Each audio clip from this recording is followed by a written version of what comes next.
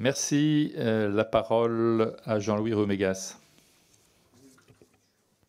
Il y a le son là ? Oui, merci. Merci, Monsieur le Président. Monsieur l'ambassadeur, je reviens tout juste d'une mission à Jérusalem et en Cisjordanie. La semaine dernière, j'ai rencontré des Israéliens et des Palestiniens.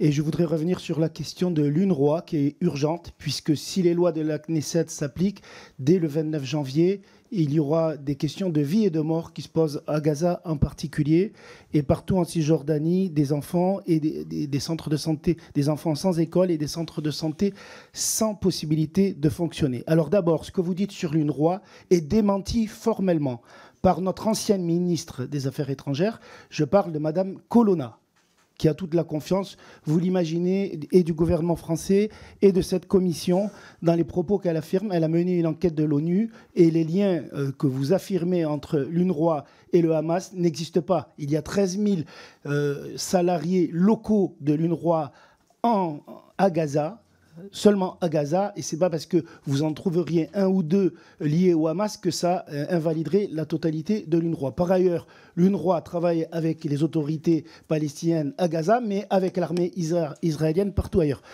Et donc la question que je vous pose, qu'est-ce qui se passe le 29 ? Parce que personne ne le sait, ni en Israël, ni en Palestine. Qu'est-ce qui se passe pour les centres de santé ? Qu'est-ce qui se passe pour les enfants ?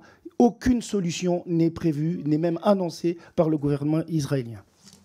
Merci, Monsieur l'ambassadeur.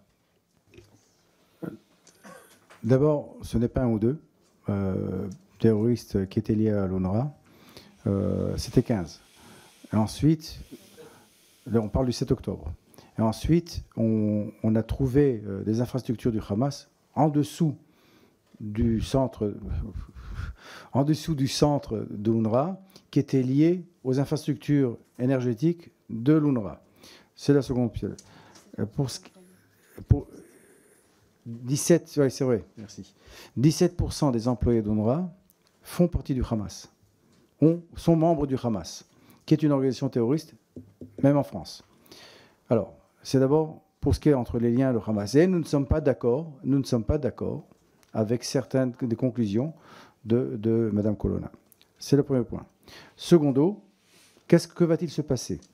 Alors là, il est très possible que l'autorité palestinienne, enfin, devienne responsable, prenne la responsabilité pour les écoles, pour les centres médicaux, et qu'enfin, elle commence une espèce de gouvernance qu'elle n'a pas fait jusqu'à présent. Et ça pourrait l'aider dans ce qui est de sa, encore une fois un terme anglais, je m'en excuse, dans sa capacity building, en tant qu'autorité gouvernante, ce qu'elle n'a pas fait jusqu'à présent. Merci, Monsieur l'ambassadeur.